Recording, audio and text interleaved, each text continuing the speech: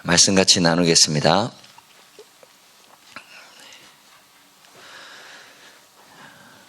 오늘은 에스겔 33장입니다.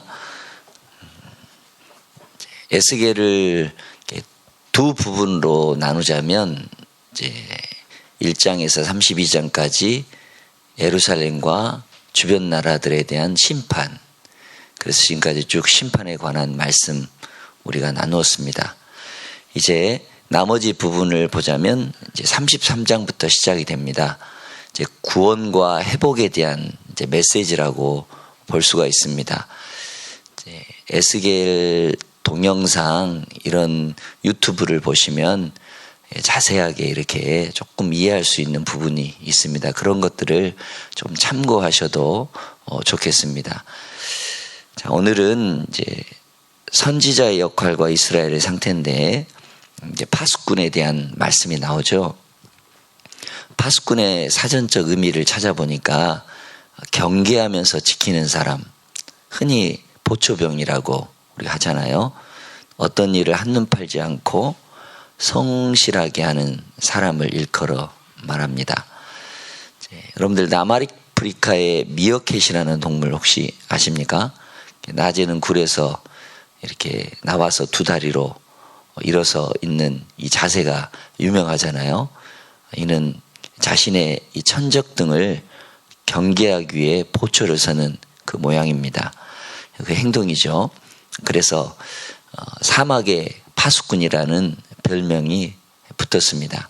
대단히 성경적인 동물이죠. 그런데 사람은 되게 이런 동물에 비하면 둔감한 것 같습니다. 성경에도 이 경계 또한 파수하는 하나님 말씀을 경고하는 부분이 많이 나오잖아요. 노아 심판 당시에도 노아가 세상 사람들에게 경고를 하는데 무시해서 노아 가족만 사는 그런 말씀을 우리가 익히 알고 있고요.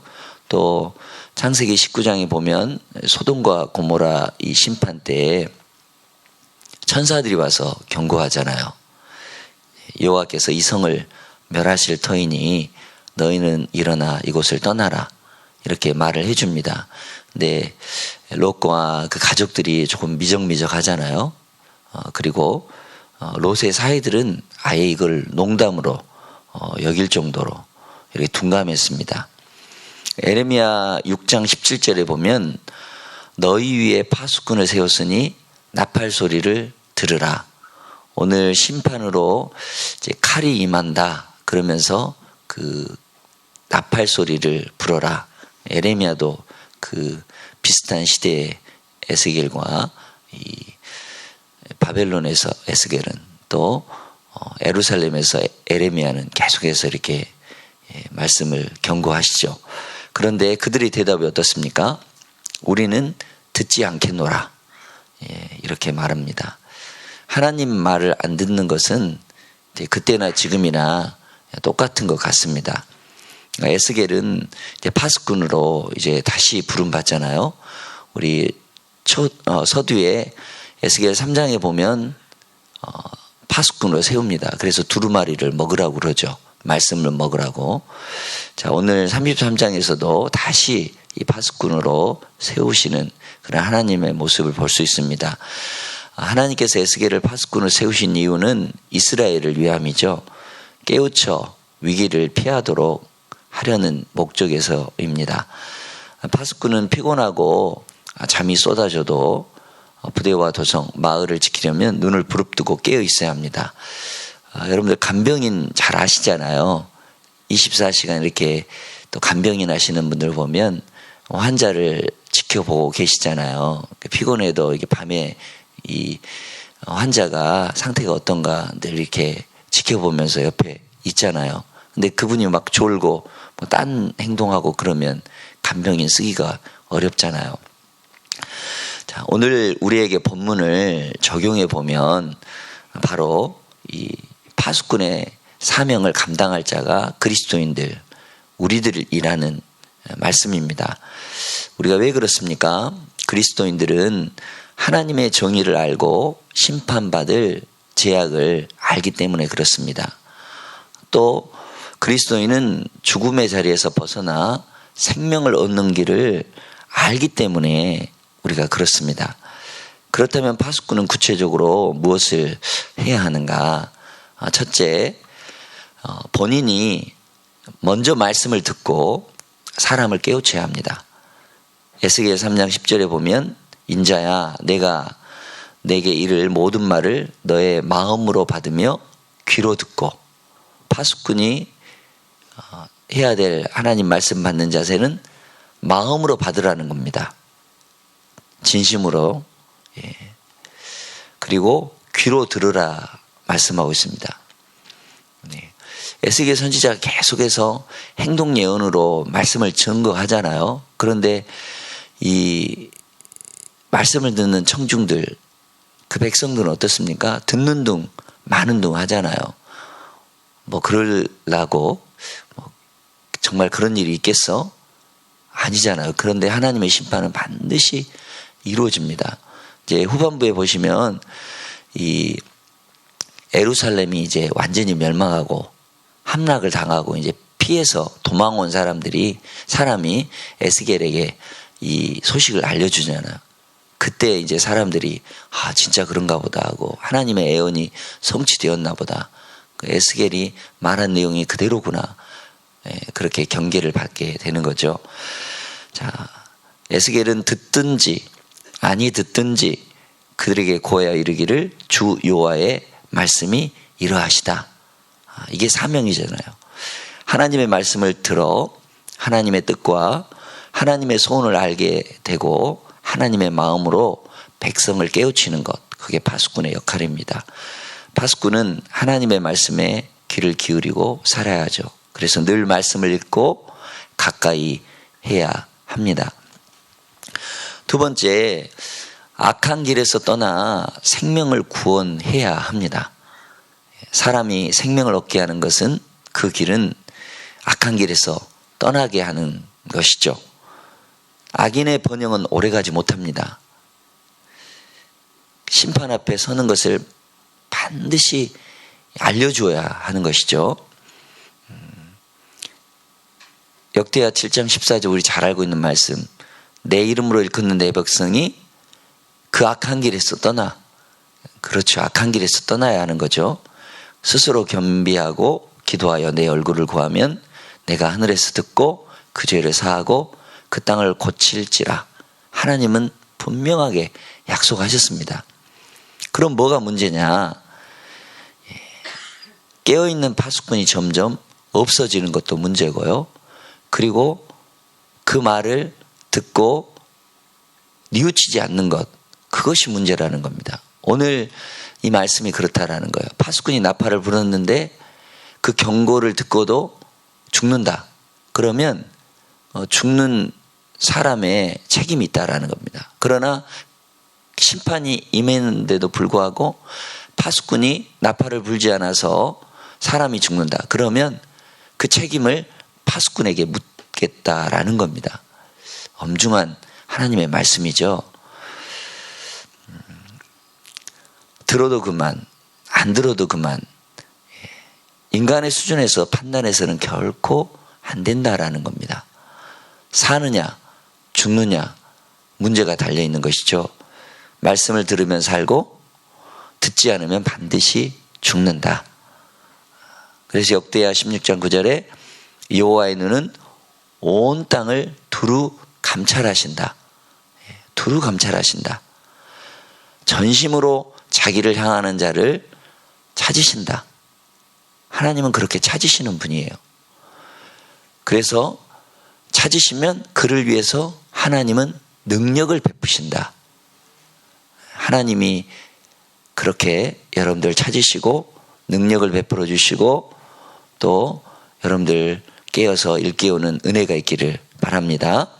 그래서 좋으신 하나님, 참 좋으신 하나님, 그래서 그 하나님이 우리의 하나님으로 고백하는 은혜가 있기를 바랍니다. 말씀 앞에 겸손히 엎드려 생명을 얻는 저와 여러분이 되시기를 바랍니다. 세 번째로, 의인을 깨우쳐 범죄하지 않는 거룩한 백성으로 살게 해야 하는 것이죠. 악인은 뭐 악인이라도 의인이 이렇게 죄를 범하지 않고 늘 깨어 경성하게 하는 것, 이게 파수꾼의 역할이라는 겁니다. 의인도 죄를 범하면 여러분 심판받습니다. 옛날에 아무리 의롭게 살았어도 현재 악을 행하고 있다면 옛날이요 이렇게 할 수 없다라는 것이죠. 악인이냐 의인이냐 보다 중요한 것은 지금 죄를 짓는 삶에서 돌이켜서 반드시 의로운 삶을 살라라는 것이죠. 그래서 의인은 뭘로 삽니까? 믿음으로 사는 겁니다. 그렇죠. 뭐 돈이 많이 있어서 뭐 건강해서 뭐 다른 어떤 재주가 있어서 사는 게 아니라 의인은 오직 믿음으로 산다는 겁니다. 그 믿음을 보이겠느냐? 하나님은 말씀하고 있는 것이죠. 파수꾼이 할 일, 바로 의인이 죄를 짓지 않도록 깨우치는 것, 믿음으로 살도록 계속해서 말씀해 주는 것, 그렇습니다. 하나님을 대신하여 사람을 깨우치는 파수꾼, 악인의 길에서 떠나게 하는 파수꾼, 의인을 깨우쳐 거룩한 백성으로 살게 하는 파수꾼, 말씀이 충만한 영적인 파수꾼이 우리가 되기를 간절히 축원합니다.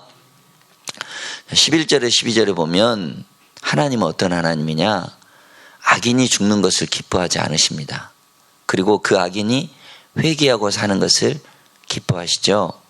그래서 돌아오라 돌아오라 이렇게 반복해서 말씀하고 있습니다. 악한 길에서 돌아서기 원하시는 하나님의 간절한 마음이죠. 그래서 우리가 그 찬송 부르잖아요. 어서 돌아오 어서 돌아오만 오. 지은 죄가 아무리 무겁고 크기로 주었지 못 담당하고 십자가에 못 박으시리요. 우리 주님이 날마다 기다리십니다. 밤마다 어때요? 문 열어놓고 마음 졸이시면서 나간 자식 돌아오기만 밤새 기다리신다오. 그래서 주님 넓은 품으로 어서 돌아오 어서 이렇게 찬양 부르잖아요. 그럼 자식이 집 나갔는데 어디서 뭘 하고 이 추운 데서 한 데서 뭘 하고 있는 줄 모르는데 여러분들 발 뻗고 잠을 잘 부모가 어디가 있겠습니까? 여러분 주님의 마음은 어떠실까요? 에스겔의 말씀을 통해서 우리는 하나님의 마음을 깊이 헤아려 봐야 되겠죠. 악인이 악함 때문에 죽는 것, 망하는 것 결코 하나님 원하시지 않는다라는 겁니다. 돌이켜서 주님께로 돌아오기를 원하시고 또한 간절히 기다리시고 있다라는 것을 우리는 알아야 되겠죠. 왜 너희가 죽고자 하느냐? 이스라엘 족속아, 그래서 피투성이라도 살아만 있어다오. 하나님 마음 아니시겠어요? 이스라엘 백성이 죽지 않고 살기를 원하시는 그 하나님의 마음을 우리가 헤아려 한다면 우리가 에스겔을 바로 읽는 것입니다. 바로 묵상하는 것이죠. 심판과 구원은 동전의 양면과 같습니다. 의인이 그 공의에서 돌이켜 불의를 행하면 죽을 것이다. 18절에 말씀하시죠. 그러나 악인이 그 악에서 돌이켜 정의와 공의를 행하면 살 것이다.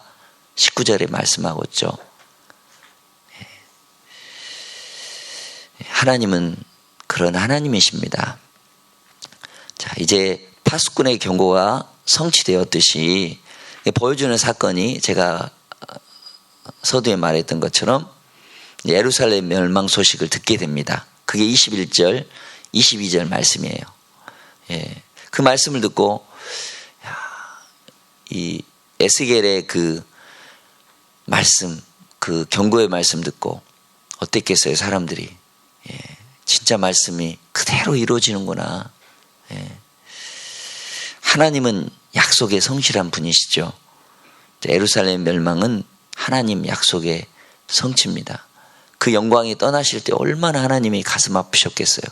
그러나 이제 33장 이후로 하나님은 뭐 마른 뼈 환상이라든지 또 새 성전 환상이라든지 이렇게 보여주면서 회복의 메시지를 주십니다.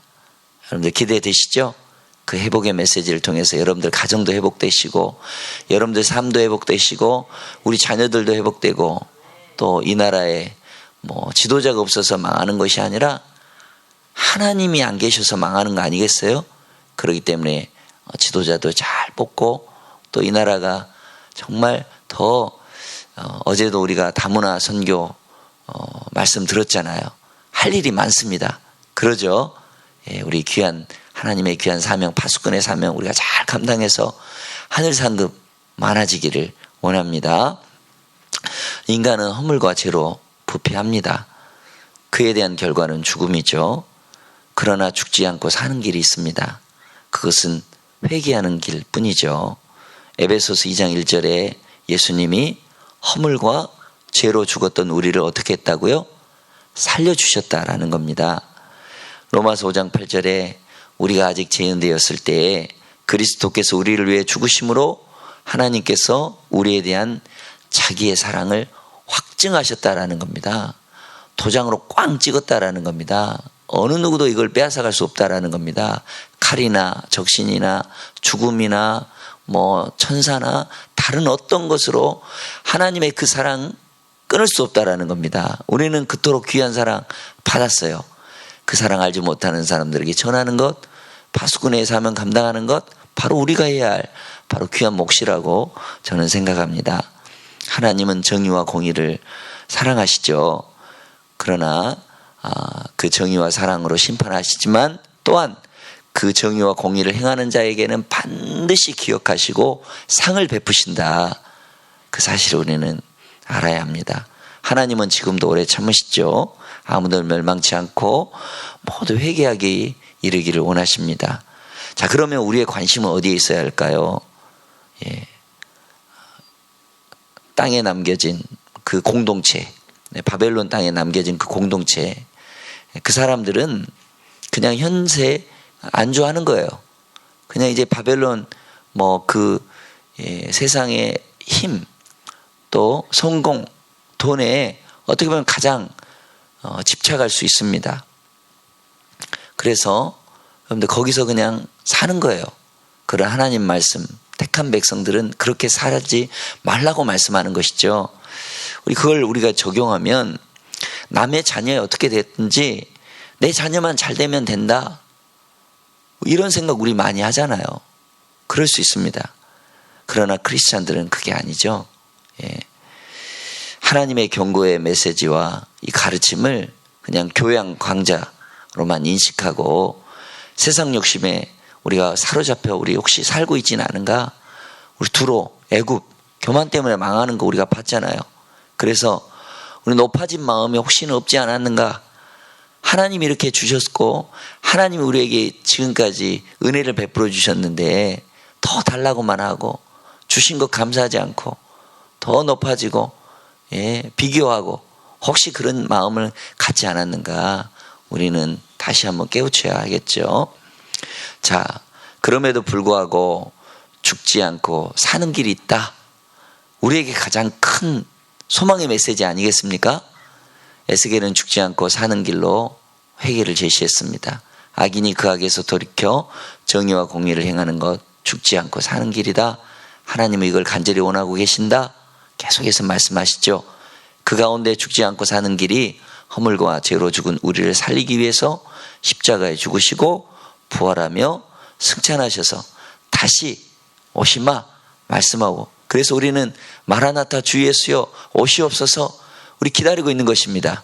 그러죠. 거룩한 신부가 되어서 자, 예수님이 이 땅에 다시 오셔서 심판하실 때 우리는 거룩한 세마포 옷을 입고 상급을 받고 생명의 면류관, 영광의 면류관, 썩지 않을 면류관, 이 면류관을 받아 누릴 그런 사람들이라는 사실을 기억해야 합니다. 자, 죽음에서 벗어나 생명에 이르는 길이 있음을 우리 오늘날도 우리 계속해서 선포해야 되겠죠. 그래서 우리를 부르셨습니다. 로마서 8장 30절에 또 미리 정하신 그들을 또한 부르시고 부르신 그들을 또한 의롭다 하시고 의롭다 하신 그들을 또한 영화롭게 하셨느니라. 그러죠. 이 부르심에 순종하는 영적 파수꾼이 되시기를 바랍니다. 경건한 파수꾼은 이 세대를 결코 본받지 않습니다.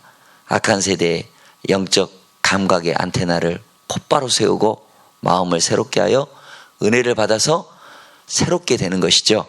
여러분, 우리 같이 그런 삶을 살기를 원합니다. 하나님이 원하시는 것이 무엇인지, 하나님이 진정으로 우리에게 바라는 것이 무엇인지, 그래서 끊임없이 묻고 또 묻고 알려고 몸부림치는 것, 하나님의 선하시고 기뻐하시고 온전하신 뜻이 무엇인지, 그래서 정말 그 하나님의 뜻을 발견하면 그 압도적인 경외감 때문에 우리가 기뻐하고 감사하고 두려운 마음으로 말씀을 받고 전하고, 그래서 이러한 충만함이 여러분들과 저와 함께 넘치기를 간절히 바랍니다. 기도하겠습니다.